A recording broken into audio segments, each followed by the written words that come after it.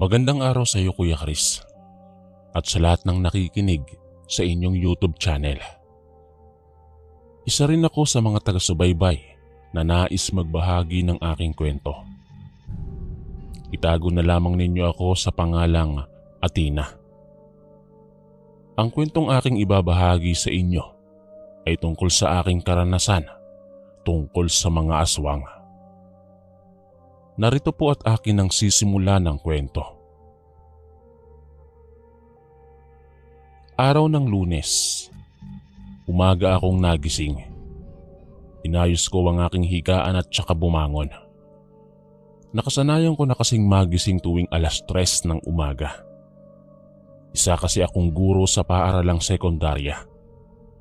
Kaya naman ay maaga talaga akong nagigising upang makapaghanda ako ng maayos.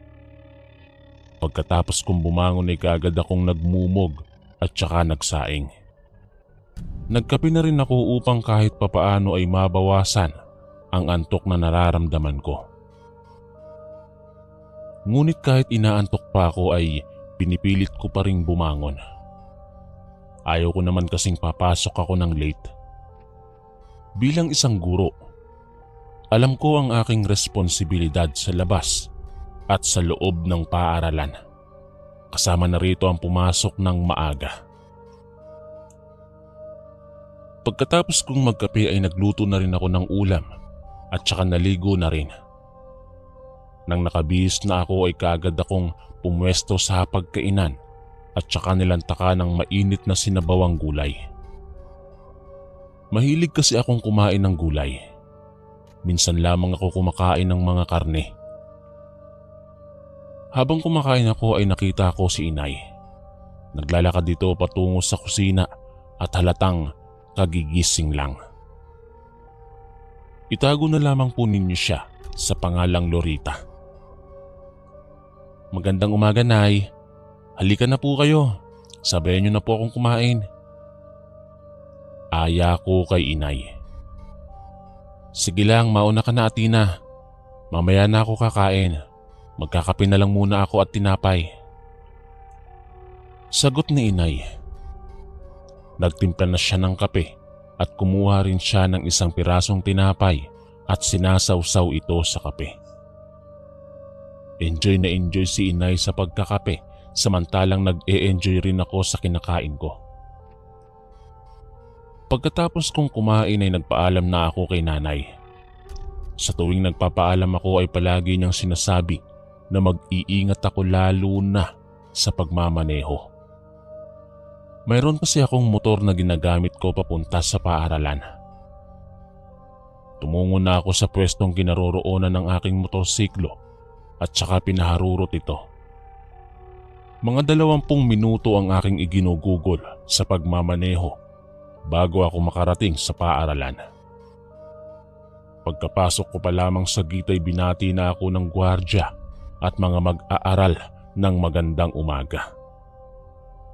Simpleng bati lamang iyon pero natutuwa ako sa tuwing binabati ako ng mga mag-aaral sapagkat iyon ng kagandahang asal na iyon ay nagpapakita ng pagiging magalang. Nang makababa ako sa aking motorsiklo, kaagad kong binagtas ang daan patungo sa aking classroom kung saan ay doon ako nagtuturo. Hindi pa man ako tuluyang nakakarating sa loob ng classroom ay sinalubong na ako ng aking mga mag-aaral. Nagsipag-unahan sila sa paglapit sa akin at kinuha ang aking shoulder bag. Nakagawian na kasi nilang tulungan ng mga guro sa pagbibit-bit ng mga gamit. Napakamatulungin talaga ng mga batang ito. Nakakatuwa sila. Bulong ko habang naglalakad ako at tangan-tangan ng isang estudyante ang aking shoulder bag. Nagpatuloy ako sa paglalakad hanggang sa nakarating ako sa loob ng aming classroom. Nang makapasok ako sa loob, napansin ko ang 2 batang babae na parang bago lamang sa aking paningin. Tahimik lamang sila habang nakaupo sa bandang likuran. Pasulyap-sulyap ako sa kanila habang iniisip ko kung kaninong anak sila. Maitim kasi ang dalawang bata at kulot ang kanilang mga buhok. "Ma'am, may bago po kaming kaklase." Wika ng estudyante kong si Mayan. Itinuro niya sa akin ang dalawang bata na tahimik lamang na nakaupo sa likuran. Ngumiti ako sa mga ito at saka humakbang palapit sa kanila. "Magandang umaga mga bata. Ano ang mga pangalan nyo?" Tanong ko sa kanila. Ngunit hindi man lang sumasagot ang mga ito. Napakunot ang aking noo. Naninibago ako sa kanila. Pero inisip ko na lamang na baka nahihiya sila kaya ayaw nilang magsalita. "Nahihiya ba kayo sa akin?" "Nako, wag na kayong mahiya. Sabihin na ninyo ang inyong mga pangalan dahil ako ang magiging guro ninyo sa classroom na ito." Sabi ko sa dalawang bata. Grade 7 kasi ang tinuturuan ko. Pilit ko silang kinakausap pero hindi sila sumasagot. Maya-maya ay isang babae ang bigla na lamang pumasok sa classroom. Naglakad ito palapit sa kinaroroonan ko. "Magandang umaga po ma'am. Ako po ang ina ng mga batang yan. Ipa-e-enroll ko po sana sila rito. Dinala ko na rin po ang mga card nila." Sabi ng babae at saka ngumiti. "Magandang umaga rin po, Mrs. Anak mo po pala ang mga batang ito. Kanina ko pa po sila tinatanong kung anong mga pangalan nila pero hindi sila sumasagot." Sabi ko naman sa babae. "Mahiyain po kasi ang mga batang yan, ma'am." Sagot naman ng ina ng mga bata. Tumango-tango lamang ako at saka ngumiti. Pagkatapos noon ay tinulungan ko ang babae sa pag-enroll ng kanyang dalawang anak. Dahil doon, nalaman ko ang pangalan ng mga bata. Itago na lamang natin sila sa pangalang Ana Marie at Eileen. 15 years old si Ana Marie, samantalang si Eileen naman ay 13 years old. Ayon sa kanilang ina, pahinto-hinto raw sila sa pag-aaral, kaya mas matanda sila kaysa sa iba kong mga estudyante. Galing daw sa probinsya ng kapis ang pamilya ng mga batang yon. Lumipat sila sa Bohol upang ipagpatuloy ang kanilang pag-aaral. Pagkatapos akong kausapin ng ina ng mga bata, nagpaalam na ito sa akin. Sinimulan ko naman ang klase, pero bago yon, ipinakilala ko muna sina Eileen at Ana Marie sa aking mga mag-aaral. "Class, mayroon tayong transferee, bagong classmate nyo, sina Ana Marie at Eileen. Sana ay maging kaibigan nyo sila. Huwag kayong mag-aaway-away dito sa loob ng classroom ha. Dapat ay magpakabait kayo, magtulungan at igalang ang inyong kapwa." Sabi ko sa aking mga estudyante, pero nagtawanan lamang sila habang nakatingin sila sa dalawang transferee. "Ang itim naman nila tapos kulot pa ang mga buhok. Mga itas siguro sila." Sabi ng isang estudyante sa mga katabi nito at sabay-sabay silang nagtawanan. Akala nila ay hindi ko naririnig ang kanilang mga pag-uusap. Nalungkot ako sa aking narinig at hindi ko nagustuhan ang kanilang ginawa. Kaya naman ay pinagsabihan ko sila na huwag nilang pagtawanan ang mga bago nilang kaklase. Tahimik lamang ang dalawang bata habang nakatingin sa kanilang mga kaklase. Pagkatapos noon ay sinimulan ko na ang klase.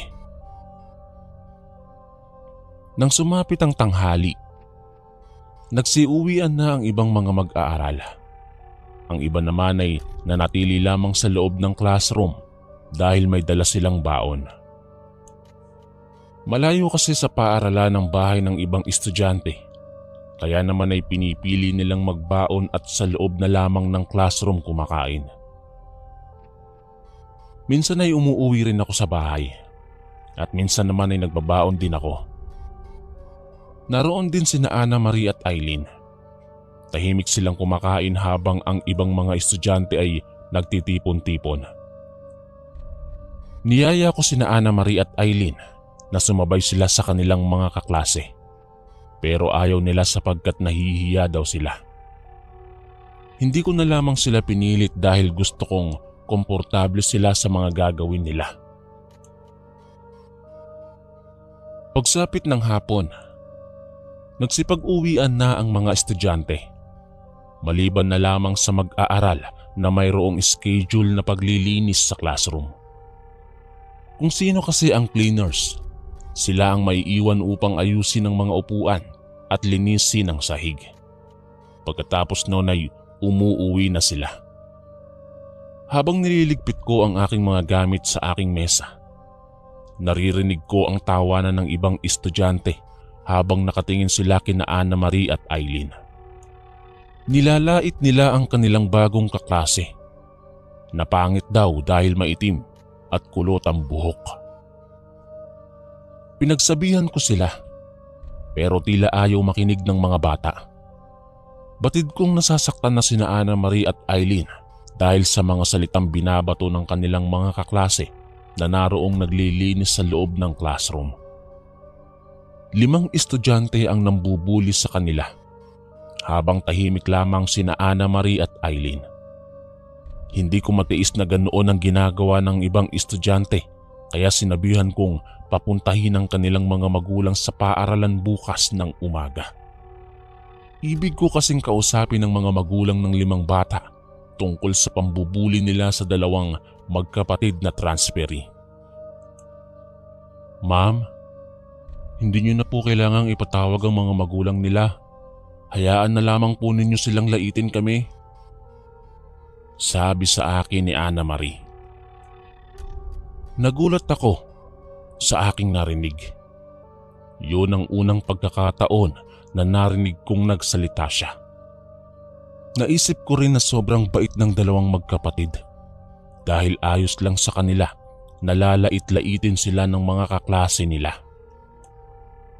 Pero para sa akin, ibig ko pa ring ipatawag ang mga magulang ng mga nambubuli para sila na ang bahalang magdisiplina sa kani-kanilang mga anak.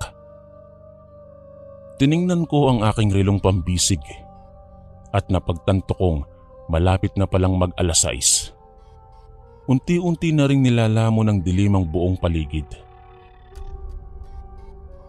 Nagsipag-uwian na ang ibang mga mag-aaral at ang mga cleaners na lamang ang natira.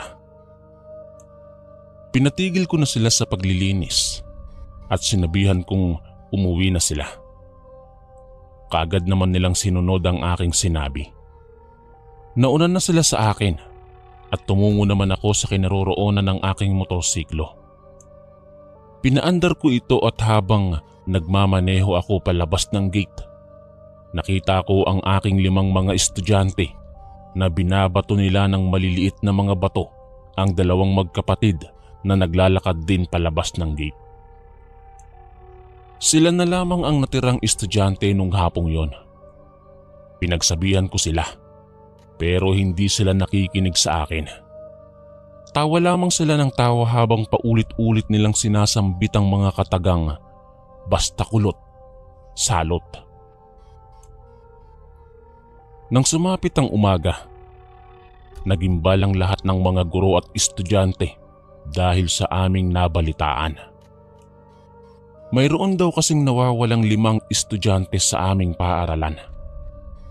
Tila ba tumigil ang aking mundo dahil ang mga nawawalang 5 estudyante ay ang mga estudyante ko na naiwan upang maglinis ng classroom. Sila rin ang mga estudyante na nambubuli sa magkapatid na transferee.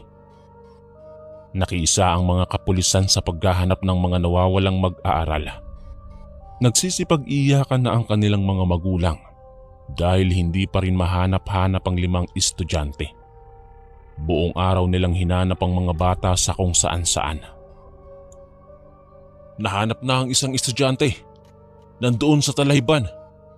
Duguan at wala nang lamang loob. Sigaw ng gwardya ng paaralan. Malapit lamang sa paaralan ang talahib na tinutukoy nila. Bangkay na lamang ng estudyante ang kanilang nakita. Wala na itong buhay. Nagpatuloy sila sa paghahanap upang hanapin ang 4 na estudyanteng hindi pa rin nakikita. Pero kagaya ng nangyari sa isang estudyante, natagpuan ding patay ang 4 na estudyante. Wala na rin ang lamang loob ng mga ito. Pinuntahan namin ang kinaroroonan ng mga bangkay at nangatog ang aking tuhod nang masilayan ko ang kanilang mga muka. Puno ng kalmot at mayroong malaking sugat sa leeg na para bang kinagat ng malaking hayop. Hindi rapist ang gumawa nito, dahil kung pagbabasehan ng mga kalmot na natamo ng mga biktima at pagkawala ng kanyang mga lamang loob, masasabi kong aswang talaga ang gumawa nito. Wika ng isang pulis. Kilala ang mga pulis sa mga hindi naniniwala sa mga aswang. Pero dito, pulis mismo ang nagsabi. Nanindig ang aking mga balahibo dahil sa sinabi nito. Pati ang ibang mga estudyante at guro na naroon ay kinilabutan din. Natatakot na silang maabutan ng gabi sa labas. Dahil sa masaklap na insidenteng naganap malapit sa paaralan, binalaan ng lahat na mag-ingat sa paglalakbay, lalo na kapag gabi. Hindi pa rin matukoy ng mga kapulisan ang tunay na salarin. Subalit naniniwala ang mga otoridad na aswang talaga ang pumatay sa 5 estudyante.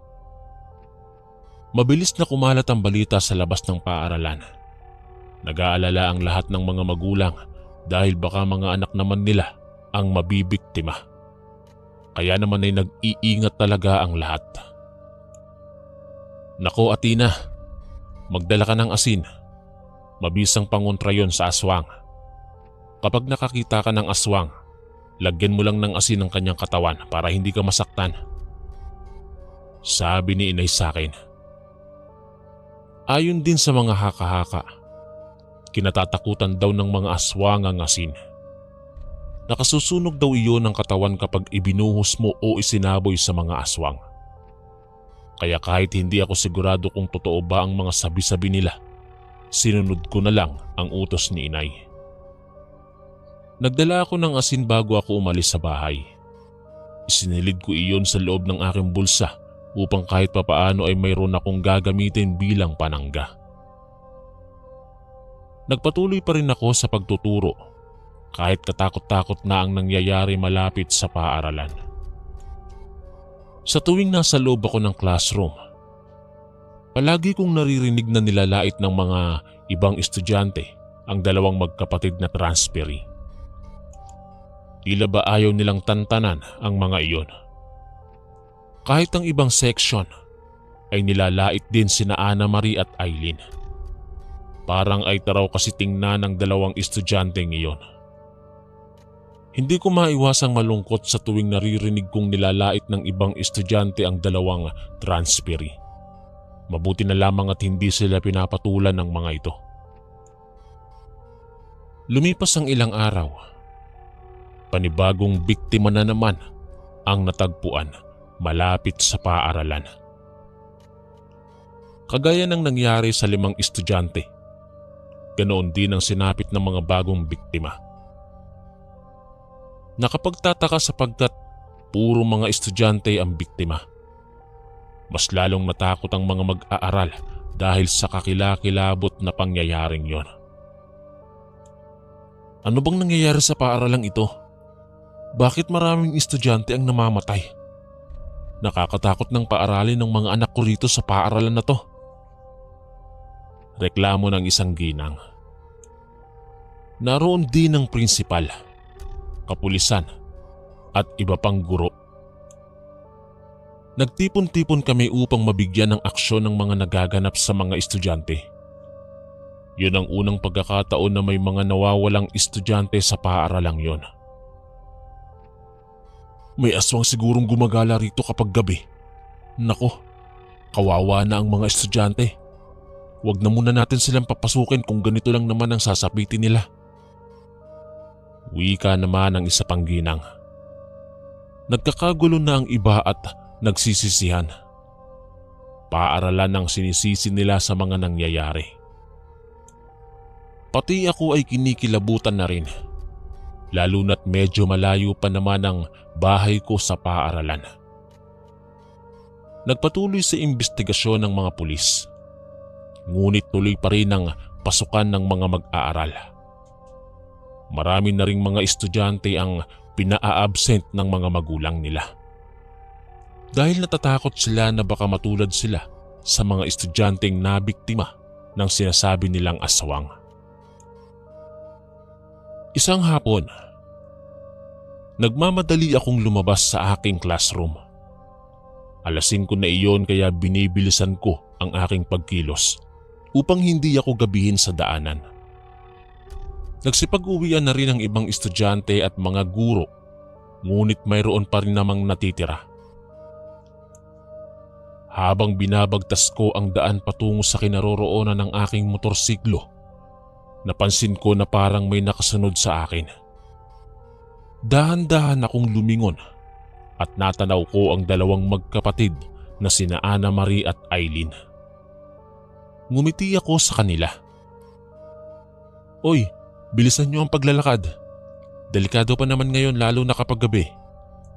Ewan ko ba kung anong klaseng demonyo ang nambibiktima sa mga estudyante ngayon. Wala na silang alam na gawin kundi ang mambiktima. Sabi ko sa kanila. Nagtinginan sila sa isa't isa nang marinig nila ang sinabi ko. Ewan ko ba, parang ang weird ng kanilang mga tingin sa isa't isa. Napakunot pa ang aking noo habang nakatingin ako sa kanila. "Ma'am, pwede bang makiangkas na lang kami sa inyo pa uwi?" Tanong ni Eileen. Napatigil ako. Nag-isip-isip muna ako kung ano ang magiging desisyon ko. Pero bigla akong nagtaka. Malayo na kasi ang bahay nila sa bahay namin. Parang sa part sila ng bundok nakatira. Pasensya na mga bata. Iba kasi ang dinadaanan ko pa uwi sa amin eh. Kapag ihahatid ko kayo sa inyong bahay baka gabihin ako. Natatakot kasi ako na abutan ako ng gabi sa gitna ng daan. Lalo na't kakilakilabot ang kumakalat ng mga balita tungkol sa pagkawala ng mga bata. Sabi ko sa kanila. Pinukulan nila ako ng masakit na tingin na parabang hindi nila nagustuhan ang sinabi ko. Pero pinilit talaga nila ako. Pero hindi talaga ako pumayag. Masyadong malayo na kasi ang bahay nila at natatakot akong dumaan mag-isa doon kapag gabi. Humingi ako ng pasensya sa kanila at nagpatuloy na sila sa paglalakad. Naglakad na ako patungo sa aking motorsiklo. Pinaandar ko ito ngunit pakiramdam ko'y hindi maganda ang kondisyon ng motor. Bumaba ako sa aking motorsiklo upang tingnan kung ano ang problema at nakita kong may butas pala ang isang gulong. Ay naku naman, bakit may butas na itong gulong ng motorsiklo ko? Sino kayang pasaway na bata ang gumawa nito? Sambit ko. Uminit ang aking ulo dahil sa pangyayaring yon. Nagmamadali pa naman akong umuwi. Nagpalingalinga ako sa paligid at nakita kong wala nang masyadong estudyante sa paligid. Halos nagsipag-uwian na silang lahat. Naisipan kong ipaayos na lamang ang aking gulong. Pero malayo pala sa paaralan ng vulcanizing shop. Wala na akong nagawa. Napagdesisyonan kong iwan na lamang muna ang aking motorsiklo sa loob ng paaralan. Naglakad na ako palabas ng gate dahil naisipan kong mamasahin na lamang. Pero kailangan ko pang maglakad mula sa paaralan patungong highway. Mga 10 minuto ang ginugol ko sa paglalakad bago ako nakarating sa highway. Wala pa namang masyadong bahay sa daang iyon. Mga kakahuyan ang matatagpuan sa gilid. Binilisan ko ang aking mga hakbang upang mabilis akong makarating sa highway at makapag-abang ng masasakyan pa uwi sa amin. Mag-isa lamang akong naglalakad habang unti-unting nilalamon ng dilim ang buong paligid. Sa gitna ng aking paglalakad, Nagulat ako dahil nakita ko ang dalawang magkapatid. Nasa gitna sila ng daan habang nakatingin sa akin. Sobrang tapang ng kanilang mga tingin na tila ba isang tigring galit na galit. Humugot ako ng malalim na hininga. Kinakabahan na ako nung mga sandaling yon dahil sobrang weird talaga ng kanilang mga tingin. Maya-maya'y napaatras ako dahil bigla silang naging aso. Nagbabaga ang kanilang mga mata at nakatingin lamang sila sa akin. Parang gusto nila akong sunggaban nung mga sandaling yon. Habang nasa gitna ako ng daan ay sigaw ako ng sigaw ng aswang. Mabilis akong tumakbo pabalik ngunit hinabol nila ako. Mula sa pagiging aso ay muli silang nagpalit ng anyo. Sobrang pangit ng kanilang muka. May matutulis na mga pangil, mahahabang kuko, nagbabagang mata at magulo ang kanilang buhok. Kinalmot nila ako at ramdam ko ang kanilang galit habang kinakalmot nila ako. Sinubukan kong tumakbo ulit kahit duguan na ang aking leeg at muka, pero mabilis nilang hinila ang aking buhok na para bang gusto nila akong kaladkarin sa daanan. Hindi ko na alam kung anong gagawin ko dahil sobrang lakas nila. Naisip ko ang sinabi ng aking inay na mabisang panlaban sa aswang ang asin. Naalala kong mayroon pala akong dalang asin sa aking bulsa. Mabilis ko itong dinukot at binato sa kanila.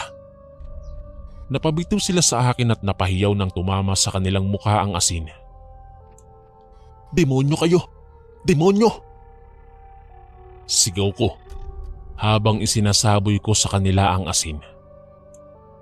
Napapasigaw sila dahil sa labis na hapdi na dulot ng asin. Hanggang sa tumakbo sila palayo sa akin. Doon ay nakahinga ako ng maluwag. Laking pasasalamat ko dahil nagdala ako ng asin. Kung hindi ako nakapagdala siguro ay napatay na rin nila ako. Mabilis akong kumaripas ng takbo patungong highway at humingi ng tulong. Dahil doon ay nalaman ng lahat na ang dalawa palang magkapatid na transferi ang nambibiktima. Sa palagay ko ay pinapatay nila ang mga estudyanteng nanlalait sa kanila. Naisip ko rin na nagalit sila sa akin dahil hindi ko sila pinaangkas. Mula noon ay hindi na namin muling nakita pa ang dalawang magkapatid. Wala na kaming balita kung nasaan na sila. Wala na ring mga natatagpo ang bangkay ng mga estudyante sa paaralan mula nang nakaengkwentro ko ang dalawang magkapatid na aswang. Pero kahit saan ako magpunta, nagdadala pa rin ako ng asin upang magsilbi kong panangga sa mga masasamang elemento. Hanggang dito na lamang po ang aking kwento, Kuya Chris. Maraming salamat sa lahat ng mga taga-subaybay at tagapakinig. Muli, ako po si Athena, ang inyong kaistorya.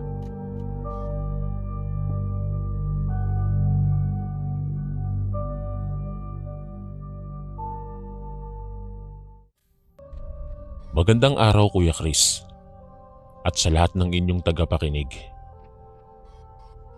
Itago niyo na lamang ako sa pangalang Zandro, Tubong Leyte.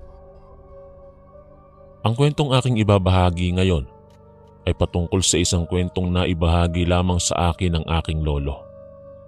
Isang kwentong kinasasaklawan ng tinik ng buntot pagi at ang kakayanan nito upang magapi ang mga aswang. Nag-aagawan ng piniritong isda ang dalawang anak ni Mang Kaloy at Aling Rosa. Si Mang Kaloy ay isang mangingisda. Masaya siya sapagkat may naitabi na naman siyang isda na inulam ng kanyang pamilya. Gabi na ng sandaling yon. Habang abalang kumakain ng hapunan si Mang Kaloy kasama ang kanyang asawa at dalawang anak, isang lagabog mula sa bubong ang kanilang narinig. Nagulat sila at napahinto sa pagkain. Nagkatitigan silang mag-anak at pare-parehong mababakas sa kanilang mga mukha ang pagtataka. waring napapaisip o napapatanong sila kung anong bagay ang lumapag sa kanilang bubong. Kaagad na nagtungo si Mang Kaloy sa lagayan ng mga gulok at kinuha ang matalas niyang itak. Buntis kasi ang asawa niyang si Aling Rosa, kaya halos gabi-gabing may pumapanhik na aswang sa kanilang bahay. Nang gabing iyon ay minainam na lang ng mag-anak ang tapusin ang kanilang kinakain. Nagtakbuhan sila patungo sa kanilang kwarto. Ang dalawang anak ng mag-asawa ay hindi napigilan ng pag-iyak, bunsod ng takot na kanilang nararamdaman. Pilit na pinatahan ni Mang Kaloy ang dalawa nilang maliliit na anak at si Aling Rosa naman ay nangingipit balikat na habang haplos-haplos ang sumasakit niyang tiyan. Ang mga mabibigat na yabag mula sa bubungan ay sinusundan ni Mang Kaloy habang nakahanda ang tangan niyang itak. Dala ng kahirapan kaya naman tanging gawa sa nipa at kugon lamang ang bubong ng kanilang bahay. Maya-maya lang naramdaman nilang tinutuklap ng aswang ang mahina nilang bubong. Matapang na inabangan ni Mang Kaloy ang paglundag ng aswang mula sa bubungan. Nang tuluyang matuklap ng aswang ang bubong, ay humagikgik ito at inilawit ang kanyang mahabang dila. Sa labis na taranta ay agad na pinasadahan ni Mang Kaloy ng isang tagaang direksyon kung saan nakalawit ang dila ng aswang. Mabilis ang kilos ng aswang, kaya naman ay hindi ito natamaan ng itak. Mula sa butas ng bubong ay tumalon ng aswang papasok sa loob ng bahay. Mas lumakas pa ang iyak ng mga bata habang pinapanood nila ang kanilang ama na nakikipagtunggali sa aswang. Nagawang kalmutin ng aswang ang pisngi ni Mang Kaloy. Ngunit hindi ininda ni Mang Kaloy ang natamo niyang kalmot. Bagkus ay matapang pa rin siyang lumaban. Iwinasiwas niya ang kanyang itak habang humahakbang siya palapit sa aswang na humahakbang patalikod. Hindi tumigil si Mang Kaloy sa pananaga hanggat hindi niya natatamaan ang aswang. Hanggang sa naabot ng kanyang itak ang liig ng aswang. Itak laban sa kuko ang naging labanan ng dalawang panig. May pagkakataong natutumba si Mang Kaloy dahil sa lakas ng enerhiya ng aswang. Nang isang beses na tumilapon si Mang Kaloy, sinamantala ng aswang ang pagkakataong lumapit kay Aling Rosa. Nagsumigaw si Aling Rosa nang mapansin niyang patungo sa kanilang direksyon ang aswang. Humiyaw ang mga bata. Hindi na nila alam ang kanilang gagawin. Mula sa pagkakahiga ay pinilit ni Mang Kaloy ang tumayo. Masakit man ang kanyang katawan ay mas minabuti niya ang tumindig upang iligtas ang kanyang pamilya. Nang siya ay makatayo, paika-ika siyang naglakad bit-bit ang kanyang itak. Pasekreto siyang lumapit sa likuran ng aswang at tinumbok niya ng taga ang ulo nun. "Layuan mo ang pamilya ko!" Sigaw ni Mang Kaloy at muli niyang tinaga sa batok ang aswang. Sumirit ang dugong nagmula sa aswang. Ang ilang dugo ay tumalsik sa mukha ng buntis at ang ilan ay sa katawan ng mga anak nila. Nandiri ang mga anak nila dahil sa nagtalsikang dugo ng aswang. Nagpatuloy sila sa kakaiyak at huminto nang mapagmasdan nilang nabuwal ang aswang mula sa kinatatayuan nito. Nangisay ang katawan ng aswang at nakahandusay sa sahig. Kalaunan ay tuluyang nalagutan ng hininga. Kaagad na niyakap ni Mang Kaloy ang kanyang anak at asawa. Tumakbo sila palabas ng bahay at humingi ng tulong sa pinakamalapit na bahay na kanilang nadaanan. Sa kalagitnaan ng kanilang pagtakbo ay nakarinig sila ng malakas na pagaspas ng isang pakpak na sumusunod sa kanila. Habang tumatagal ay pahina ng pahina ang tunog ng pagaspas. Lumingon si Mang Kaloy sa kanilang likuran upang alamin kung saan nagmumula ang pagaspas na kanilang naririnig. Nagulat siya nang makita niyang isang manananggal ang lumilipad patungo sa kanilang direksyon. Mas binilisan ng mag-anak ang kanilang pagtakbo. Subalit ang manananggal ay agresibo rin ang paglipad. Sunod-sunod ang pagtulo ng dugo sa uluhan ng mag-anak nang pumantay sa kanilang pwesto ang lumilipad na manananggal. Tumingala sila sa itaas at doon nila nakitang pumantay na nga ang aswang sa kanilang direksyon. Tumutulo pa ang dugong nagmumula sa kuko, bibig at kalahating baywang ng manananggal. Nakaramdam ng pagkahapo si Aling Rosa sapagkat buntis siya. Ang pagtakbo niya ay humantong sa paglakad. Pilit na binuhat ni Mang Kaloy ang kanyang asawa, subalit lubhang napakabigat nito. Humagikik ang aswang at nagtangkang bumulusok patungo sa pwesto ng mag-anak. Huminto naman si Mang Kaloy sa pagtakbo at minabuti nilang dumapa. Inihanda ni Mang Kaloy ang kanyang itak at inabangan niya ang paglapit ng manananggal. Nang makalapit na ang nilalang ay agad itong tinambangan ni Mang Kaloy gamit ang kanyang itak. Natamaan ang manananggal sa pakpak nito. Sa takot siguro na tuluyang hindi makalipad ay tumakas ang aswang pabalik sa itaas. Subalit bunsod ng natamo niyang sugat sa kanyang pakpak ay sumabit ang manananggal sa puno ng niyog. Laking pasasalamat ng mag-anak sa nangyari. Nagpatuloy sila sa paglalakad at takbo hanggang sa narating nila ang bahay ng isa pang mangingisda na si Mang Kiko. Kinatok nila ang pintuan ng bahay nito at sa kabutihang palad ay pinagbuksan sila noon. Humingi si Mang Kaloy ng permiso na roon muna sila makikitulog sa bahay ni Mang Kiko sapagkat nangangamba sila na baka ay may aswang na namang bumisita sa kanilang bahay. Agad namang pumayag si Mang Kiko sa kagustuhan niyang matulungan ng mag-anak. Hindi agad sila nakatulog. Pinakiramdaman muna nila ang paligid dahil baka may aswang pang nakasunod kina Mang Kaloy. Ikinuwento na rin nila kay Mang Kiko ang patungkol sa naging karanasan nila sa mga nakasagupa nilang aswang. Nang mapansing wala ng weirdong kaluskos sa labas, nagdesisyon silang matulog na lamang upang makapagpahinga na. Kinaumagahan ay binalikan nila ang kanilang bahay. Itinuro ni Mang Kaloy kay Mang Kiko ang puno ng niyog kung saan sumabit ang manananggal. Subalit wala na roon ang nilalang. Malakas ang kutob nilang buhay pa ang manananggal na sumugod sa kanila kagabi.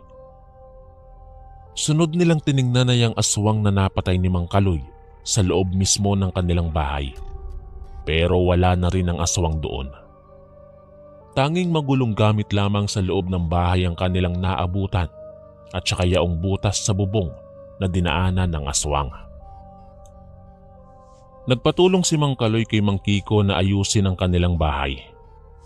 Pinatungan nila ng mabibigat na troso at puno ng saging ang kanilang bahay.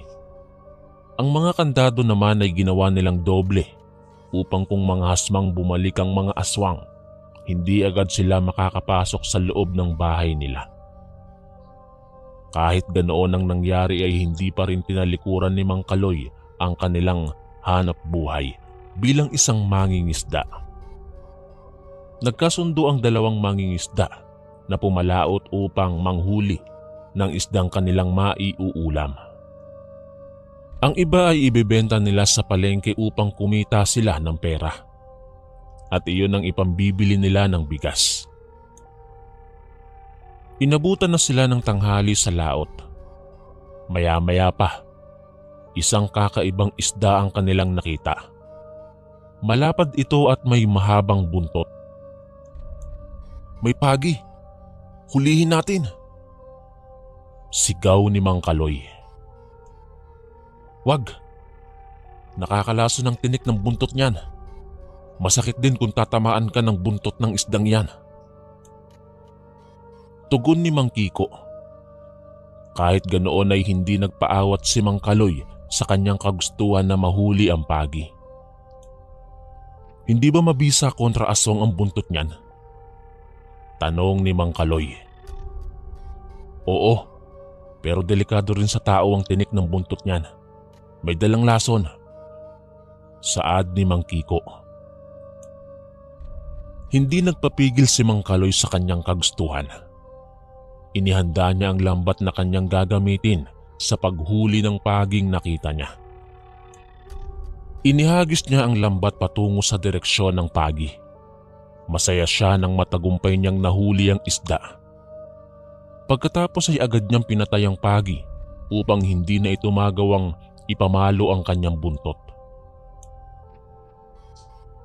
Bitbit ang balde-baldeng isda ay umuwi ang dalawa. Naghati sila sa kanilang kinita at ang mga sumobra ay inulam nila. Nung umuwi si Mang Kaloy sa kanilang bahay ay agad niyang pinutol ang buntot ng pagi. Ibinilad niya sa initan ng buntot ng pagi upang matuyo ito. Kumuha rin siya ng ilang tinik sa buntot ng pagi at inilagay iyon sa isang maliit na garapon. Ginawa niyang kwintas ang garapon at ibinigay sa kanyang asawa. Para saan ito? Tanong ni Aling Rosa sa kanyang asawa. Tinitigan niya ang maliit na garapon na may lamang tinik. Yan ay ang tinik ng buntot pagi. Mainam daw yang pantaboy sa mga aswang. Litan niya ni Mang Kaloy at saka inutusan ng kanyang asawa na isuot ang kwintas na yon. Matibay na anting-anting daw ang tinik na iyon laban sa mga ligaw na aswang. Ang buntot naman ng pagi ay itinago ni Mang Kaloy sa ligtas na lagayan upang kung magkataong sumugod ulit ang mga aswang, magagamit niya ang buntot upang ilatigo sa mga nilalang ng dilim. Simula nang magkaroon si Aling Rosa ng kwintas, ay wala ng aswang ang nagpabalik-balik sa kanilang bahay tuwing gabi. Sa tuwing sumasapit ang umaga, ay nakatatanggap na lamang sila ng balitang may mga buntis at bata raw na namatay dahil biniktima ng aswang. Nawala nga ang aswang na umaali-aligid sa bahay nila, ngunit lumipat naman ang mga aswang sa ibang mga nayon upang doon mambiktima. Malaki ang pasasalamat ng mag-asawa sa tinik ng buntot pagi sapagkat nagagawa nitong itaboy ang mga masasamang elemento palayo sa kanilang tahanan. Hindi na sila nangangamba sa tuwing sumasapit ang takip silim. Batid kasi nilang protektado na sila ng anting-anting na kwintas ni Aling Rosa. Isang tanghali ay may matandang babae ang pabalik-balik na nagmamasid sa kanilang bahay. Nagtataka si Aling Rosa sa ikinikilos ng matanda. Malikot ang mata noon at mapapansing hindi mapakali. Puno ng galos sa katawan ng matanda. Nang oras na iyon ay hindi alam ni Aling Rosa at Mang Kaloy ang kanilang gagawin. Hindi nila batid kung maaawa ba sila o matatakot sa matanda. Nang sumunod na araw ay muling bumalik ang matanda. Habang nakarungaw si Aling Rosa sa bintana, ay tinawag niya ang kanyang asawa. Sinabi nito na bumalik na naman ang matanda. Sa pagkakataong yun, may pasan ng isang bilao ang matanda. Sigaw ng sigaw ang matanda upang magtawag ng mga customer na bibili ng kanyang paninda. Agad na lumabas si Mang Kaloy upang silipin kung ano ang itinitinda ng matanda. Nabatid niyang mga ulam ang inilalako nun. Bumili ka na ng ulam. 10 piso lang ang isang balot. Wika ng matanda kay Mang Kaloy. Bumili naman si Mang Kaloy ng isang balot ng karne. Ang ipinagtataka niya lang ay palaging tumitingin o nakatitig ang matanda kay Aling Rosa na naroong nakatayo lamang sa bintana. Sino ang babaeng iyon? Asawa mo ba siya? Tanong ng matandang babae habang nangangatog ang panga nito. Nagbabadya na ring tumulo ang ilang laway sa kanyang bibig. Opo, asawa ko po yun. Ang ganda niya, hindi po ba? Pabirong usal ni Mang Kaloy sa matandang maglalako ng ulam. Buntis siya. Tama ba? Tanong ng matanda. Nagulat si Mang Kaloy sa tugon ng matanda. Hindi kasi nito pinansin ang biro na sinabi ni Mang Kaloy tungkol sa kagandahan ni Aling Rosa. Opo, buntis siya. Nagugulumihanan man ay mas minabuti ni Mang Kaloy ang sumagot sa tanong ng matanda. Nang oras na iyon ay nakatitig pa rin ang matanda kay Aling Rosa, kaya naisipan na lamang ni Mang Kaloy na paalisin ng matanda sa maayos na pamamaraan. Sinabi niyang mainam na magpatuloy na ang matanda sa paglalako upang mas makarami pa ng benta. Kahit naglalakad na palayo ang matanda, nakatitig pa rin ito kay Aling Rosa na naroon pa rin sa may bintana. Anong problema nun? Tanong ni Mang Kaloy habang napapakamot siya sa kanyang ulo.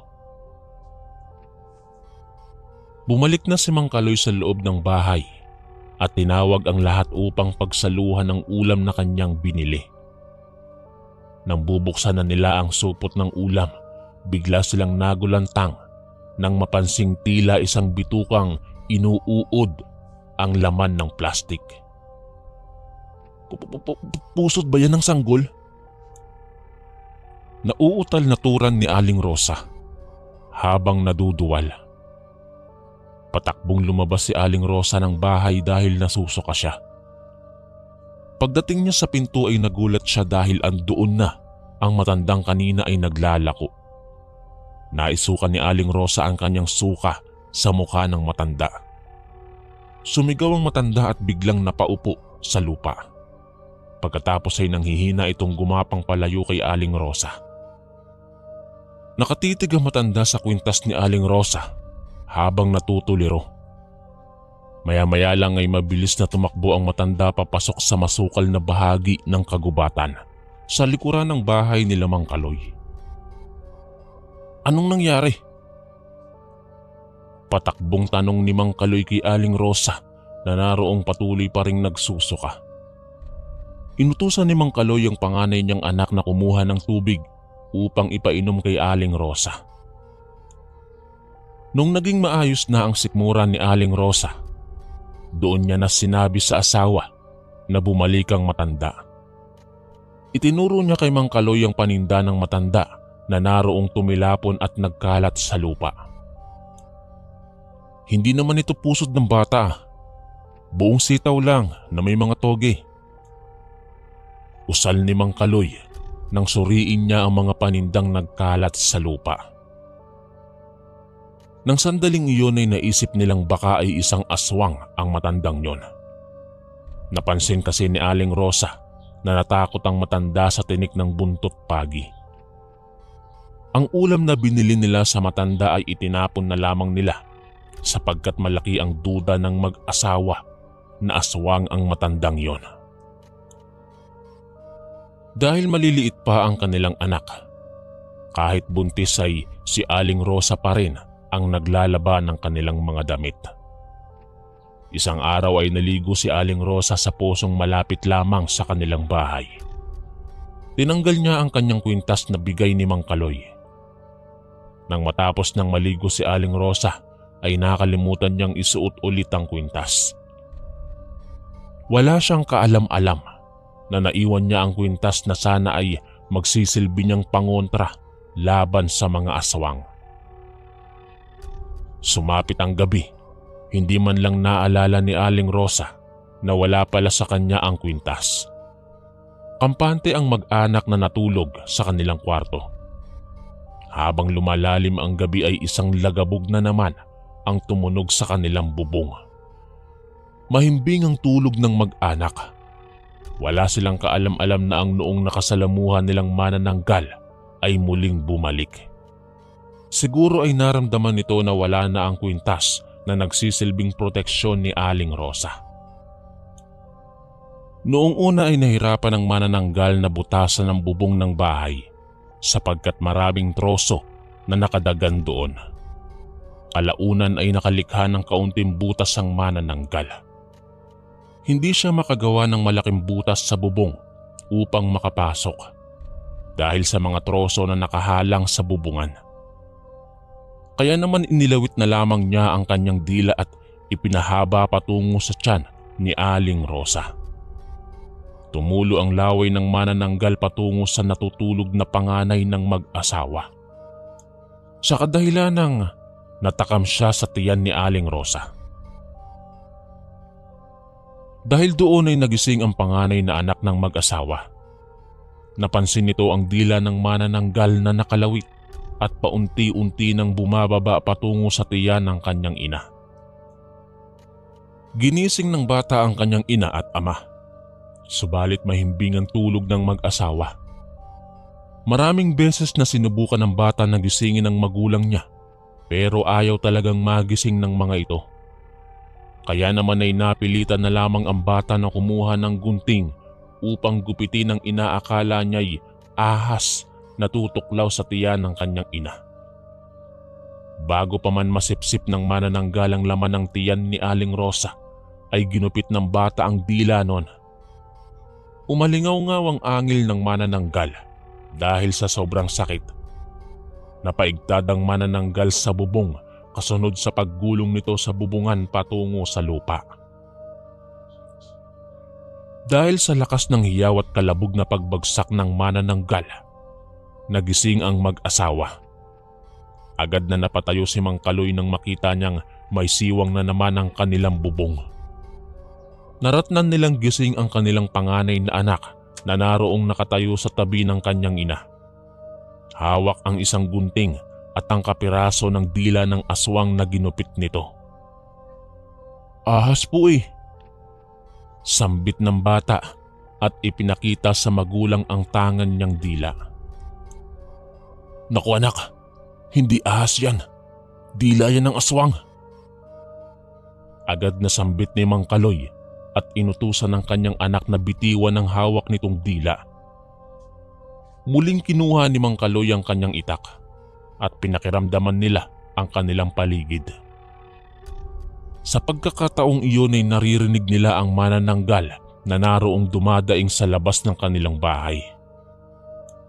Gustuhin mang lumabas ni Mang Kaloy upang paslangin ang manananggal, ay minainam nila ang manatili muna sa loob ng bahay dahil batid naman nilang hindi na magtatangkang umatake ang manananggal sapagkat nasasaktan ito sa pagkaputol ng kanyang dila. At saka matibay na rin naman ang kandado ng pintuan at bintana sa kanilang bahay. Hindi pa man sumasapit ang umaga, ay napakinggan nilang umapagaspas na ang manananggal palayo sa kanilang bahay.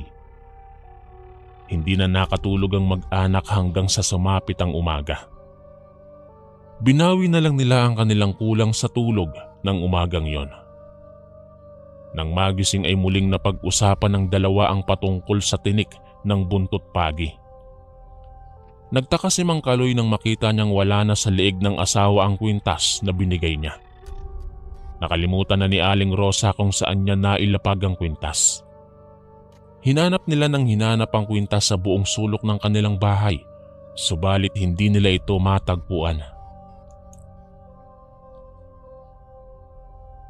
Muli ay nag-agawan na naman ng dilim at liwanag. Nangamba ang mag-asawa dahil hindi pa rin nila nakikita ang kwintas na may palawit na yari sa tinik ng buntot pagi. Kinabukasan, tanghaling tapat, nang makita nilang dumaan muli ang matandang noon ay naglalako ng ulam. Naalala ni Aling Rosa na naiwan pala ng matanda ang bilao nito. Inisip man nilang aswang ang matandang iyon ay mas minabuti pa rin ni Aling Rosa na lumapit sa matanda upang ibigay ang bilao at humingi ng tawad dahil nasukahan niya sa mukha ang matanda.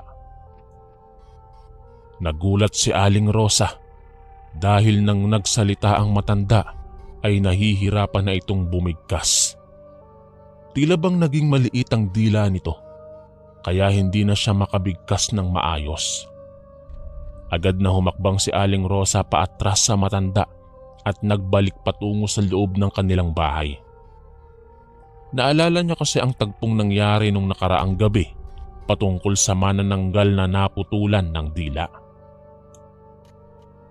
Ipinaalam ni Aling Rosa kay Mang Kaloy na tila hindi na makaimik ng maayos ang matandang naglalako ng ulam. Mas lumakas tuloy ang hinala nila na ang matandang iyon at ang manananggal na ilang ulit nang umaatake sa kanila tuwing gabi ay iisa. Muli na namang nagbigay ang matanda ng panibagong motibo na siya nga ang aswang na umaaligid tuwing gabi. Nagtungo si Mang Kaloy sa bahay ni Mang Kiko upang ipaalam ang nangyari. Subalit walang tao na sumalubong sa kanila. Si Mang Kiko lamang ang pinakamalapit na bahay sa kanila at wala nang iba. Kaya sa tuwing may kababalaghan na nangyayari, si Mang Kiko ang palagi nilang karamay. Sa kasamaang palad ay mukhang lumipat na si Mang Kiko ng tirahan. Maya-maya lang habang nililibot ni Mang Kaloy ang bahay ni Mang Kiko, isang dugo ang katawan ng tao ang kanyang natagpuan sa likod ng bahay. Lumapit siya roon at nakumpirmang bangkay ni Mang Kiko ang kanyang nakita. Wakwak ang katawan nito at wala ng lamang loob. Mabilis agad na tumakbo si Mang Kaloy patungo sa kanilang bahay at sinabi niya sa asawa ang kanyang nakita. Dahil malayo ang kabayanan at kailangan pa nilang maglakad ng napakalayo, ay hindi na lang sila nagsumbong. Natatakot kasi si Mang Kaloy na iwanan ng kanyang mag-ina. Isa pa, kung lalakarin niya ang kabayanan ay tiyak na aabutin siya ng dilim sa daan. Minainam na lamang ng mag-asawa na ilibing ang bangkay ni Mang Kiko sa tabi ng bahay nito. Nang makalipas ang ilang oras, dumilim na naman ang paligid. Patuloy pa rin sa paghahanap ng kwintas ang mag-asawa, ngunit kahit saan man nila hanapin ay hindi nila matagpuan sa loob ng kanilang bahay, yaong nawawalang kwintas. Umabot pa sa puntong nagsisisihan ang dalawa at humantong sa bulyawan ng kanilang pagtatalo. Nahinto lamang sila sa pag-aaway nang biglang marinig nila ang pagaspas ng isang pakpak. Nangangahulugang nagbalik na naman ang manananggal patungo sa kanilang bahay. Naging alisto si Mang Kaloy para sa mga posibleng mangyayari. Nang gabing iyon ay tila nais maghiganti ng manananggal. Mas naging agresibo siya at malakas. Nagawa nitong alisin ang mga nakapatong na troso sa bubong ng bahay nila Mang Kaloy. Muli na namang nag-iyakan ng mga bata dahil sa nakakatakot na ingay na likha ng manananggal. Matapang na tumindig si Mang Kaloy upang maipagtanggol ang kanyang mag-iina. Sa hindi inaasahang pangyayari ay naiwanan pala nila ang kanyang itak doon sa pinaglibingan nila kay Mang Kiko. Nagsimulang mag-alala ang mag-asawa para sa kalagayan ng kanyang pamilya. Mabuti na lang at naalala ni Mang Kaloy na itinago niya ang buntot ng pagi na kanyang nakuha noon sa dagat. Kaso nga lang ay hindi niya ito mahanap. Maya-maya pa, nakapasok ang manananggal sa loob ng kanilang bahay. Sinunggaban nito ang panganay na anak ng mag-asawa. Bago pa man kagati ng manananggal ang bata, ay mabuti na lang nakita ni Mang Kaloy ang pinaglagyan niya ng buntot pagi. Agad niyang kinuha ang buntot pagi at iwinasiwas paikot. Takot na takot ang ekspresyon ng nilalang habang nakatingin ito sa latigong hawak ni Mang Kaloy. Agad na inihampas ni Mang Kaloy ang buntot ng pagi sa manananggal, ngunit nakailag ito. Lumipad ang manananggal paalis sa loob ng bahay, bitbit ang panganay na anak ng mag-asawa. Agad na sinundan ni Mang Kaloy ang manananggal na naroong lumapag sa labas ng bahay. Dahil sa pag-aalala sa kanyang anak, ay sumunod na rin si Aling Rosa habang hawak nito ang isa pang anak. Iyak ng iyak ang batang naroong hawak ng manananggal. Pilit na nakiusap si Mang Kaloy na pakawala ng kanyang anak, ngunit nagmamatigas ang manananggal. Dala ng pag-aalala at kagustuhang mailigtas ang anak, kaagad na sumugod si Mang Kaloy at paulit-ulit na iwinasiwas ang buntot ng pagi sa direksyon ng manananggal hanggang sa natamaan niya iyon. Nabitiwan ng nilalang ang bata. Napag-initan nito si Mang Kaloy. Sinalubong ng manananggal gamit ang mabagsik niyang pangil at kuko yaong latigo ni Mang Kaloy. Sa kasamaang palad ay natilapid si Mang Kaloy sa isang bato. Tumilapon ang hawak niyang buntot pagi. Nauntog ang ulo ni Mang Kaloy sa isang malaking bato, kaya ay nawalan siya ng malay. Akma na sanang wawakwakin ng manananggal ang tiyan ni Mang Kaloy nang biglang natakam siya sa amoy ng isang buntis. Napadako ang tingin ng manananggal kay Aling Rosa. Nanginig ang buong sistema ng katawan ni Aling Rosa sa kanyang nakita. Napatakbo si Aling Rosa palayo sa kanyang anak upang hindi ito madamay. Ang dalawang bata ay walang nagawa kundi ay ang umiyak habang pinagmamasdang hinahabol ng manananggal ang kanilang ina. Akma na sanang mahahablot ng manananggal si Aling Rosa, ngunit bigla siyang nadapa. Napasigaw si Aling Rosa dahil nauntog ang kanyang tiyan sa poso. Sa kabutihang palad, nakita niya ang kwintas na naroong nakapatong lang pala sa isang tabla na malapit sa poso. Naalala ni Aling Rosa na doon niya pala ito iniwan. Agad niyang kinuha ang kwintas at tinanggal mula sa garapon ng bahagi ng tinik ng buntot pagi. Nanggigigil niyang itinaas ang kanyang kamay, hawak ang tinik, habang ang manananggal naman ay bumulusok patungo sa kanyang direksyon. Tumusok ang kuko ng manananggal sa braso ni Aling Rosa at ang tinik naman na hawak ni Aling Rosa ay bumaon sa liig ng manananggal. Nagsimulang kumalat ang laso ng tinik ng buntot pagi sa katawan ng manananggal na ikinapanghina ng nilalang.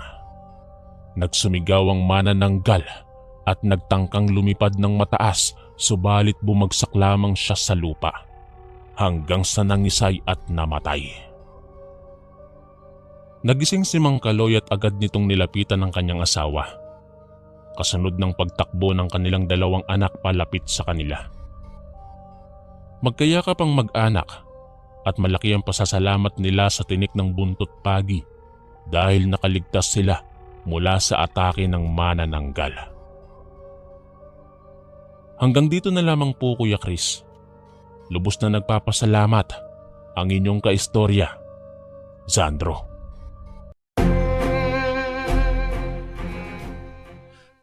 Maraming salamat po mga kaistorya sa pakikinig. At kita-kits po ulit bukas para sa isa na namang nakakatakot na kwento. Ito po si Kuya Chris, ang inyong kaistorya. God bless po at ingat po lagi.